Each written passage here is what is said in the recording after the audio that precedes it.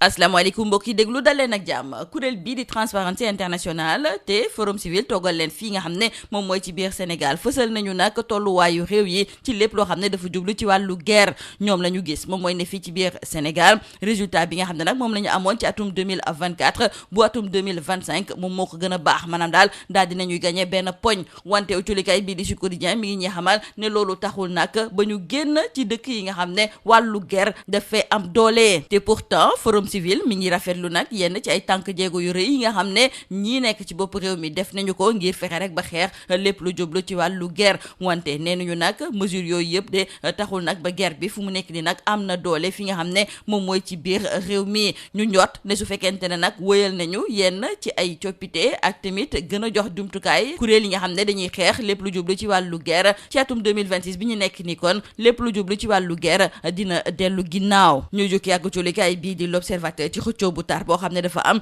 ci diggante ñaari kërub liggéeykaay yi di SERTEM ak tamit DER/FJ jolikaay bi di l'Observateur mi ngi ñuy xamal ne fukk ak juróom-ñaari milliards moom moo nekk ci seen diggante jolikaay bi di Direct News moom it ma ngay ñëwaat ci xëccoo bu tar boobu nga xam ne moom moo am ci diggante DER ak ñi nga xam ne ñoom ñooy waa SERTEM suñu natango yi di ñu xamal ne ci wàllu dossier boobu kërub liggéeykaay bii di SERTEM moom la muy ñaxtu moom mooy ne contrat ba nga xam ne dañ ko dénkoon ngir mu daal di tabax centre Mohammed bin Zayed dañu ko foxoti ci ay loxoom moom mu daal di gis ne noonu nga xam ne noonu la waa DER doxalee du dëgg du yoon loolu moom moo tax boo colikaay bi di Le Quotidien ne bëri na nag ay ñaxtu yoo xam ne kon nemmeeku nañu ko mu jógee ci kërub liggéeykaay bii di SERTEM te dafa mel ni ne IGE ñoom entreprise bi yëngatu ci wàllu BTP bii di SERTEM ñoom la ñu daal di àndal grève bi nga xam ne nag ñii nga xam ne ñoom ñooy dawalkatu oto yi ñu ngi koy amal te mu daal di mot tey ji ñetti fan ñu ngi koy wëyal colikaay bi di L'As mi ngi ñuy xamal ne ngir bañ nag seen grève boobu xajam loolu moom moo tax ba am na ci lu tolloog juróom fukki bus aftu yoo xam ne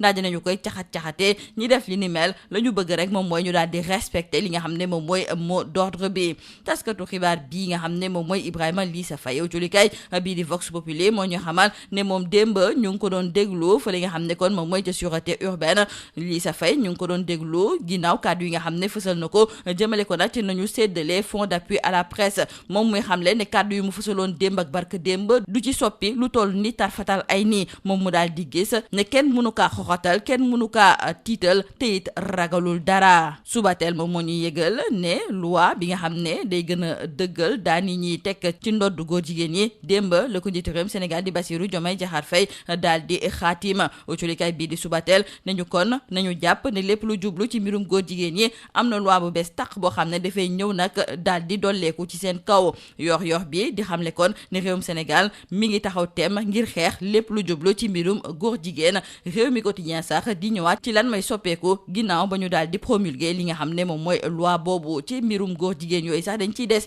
ndaxte culikaay bii di Libération mi ngi ñuy xamal ne kii di As John mi nga xam ne kon dañ ko cay teg loxo moom de fu mu nekk ni kon daal dinañu koy placer sous mandat de dépôt rax ci dolli lu weesu nag mbirum góor jigéen yooyu daal dinañ ci yokk nag ne moom dafay jëfandikoo lépp lu jublu ci wàllu drogue culikaay bii di Libération ne ak teg loxo boobu nga xam ne teg nañu ko loxo kii di As John bi mooy juróom fukk ak benneeli nit bi nga xam ne ñu ngi leen def mandat de dépôt ci dossier boobu nga xam ne moom moo nekk dossier borom ñaari tur yi warlu tàggat yaram nañu koy jeexalee njëkkee ko culikaay bii di Vox Populi du ñëwaat ci jongante xarito bi amoon démb ci diggante réewum Sénégal ak Gambie suñu gaynde yi nag daan ñi nga xam ne ñoom ñooy waa Gambie ñetti ball ci benn loolu kon di firndeel ne ñii di champion d'Afrique yi gën nañoo wane seen bopp loolu culikaay bii di Vox Populi daal di xamle l'info yéenekaay di xamle kon ne weeru mars bi ñi nga xam ne ñoom ñooy suñu gaynde yi daal dinañu koy ndar keppe ak victoire bu am solo ginnaaw jongante xarito bi amoon suñu diggante ak waa Gambie culikaay bii di Les Échos ne démb nekkoon na fête bu neex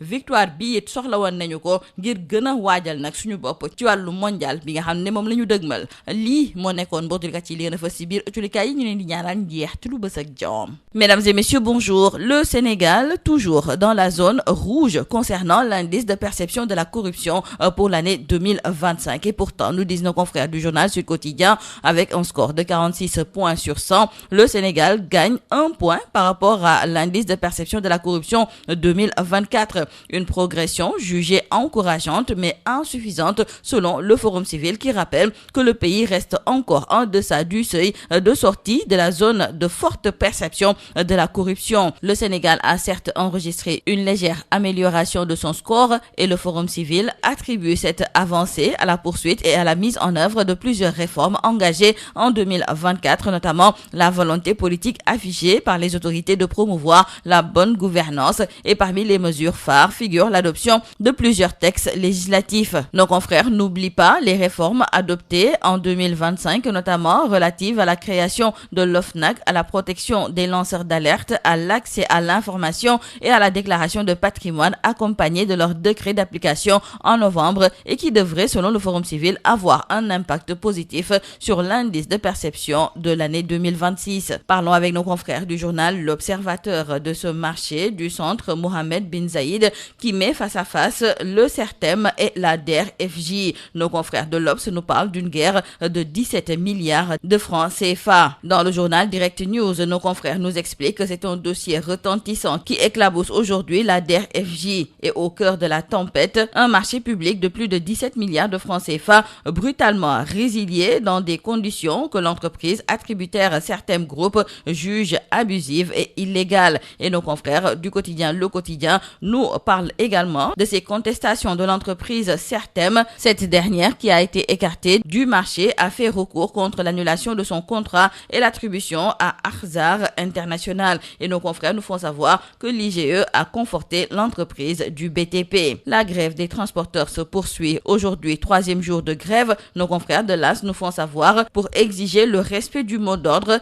50 bus AFTU ont été saccagés. Le président Bassirou Diomaye Faye promulgue la loi modifiant l'article 319 du code pénal. Ce sont nos confrères du journal Subatel qui nous le font savoir. Et dans le journal Yor Yorbi, nos confrères trouvent qu'avec la promulgation de cette loi, le Sénégal scelle le durcissement historique de la répression de l'homosexualité. Dans le journal Rewmi Quotidien, nos confrères nous expliquent ce qui va changer après la promulgation de cette loi. Et retenons que concernant l'homosexualité, dans le journal Libération, nos confrères reviennent sur ce dossier tentaculaire piloté par la brigade de recherche de Keur Massar. Et nos confrères nous font savoir que Asdione est complètement cerné, car en plus de ses aveux très détaillés, l'exploitation de son téléphone a révélé d'autres éléments plus compromettants. Présenté hier au juge, il a été placé sous mandat de dépôt. L'usage de drogue a été ajouté aux infractions initiales. Avec Asdione, nos confrères du journal Libération nous font savoir que le juge a délivré son 51e mandat de dépôt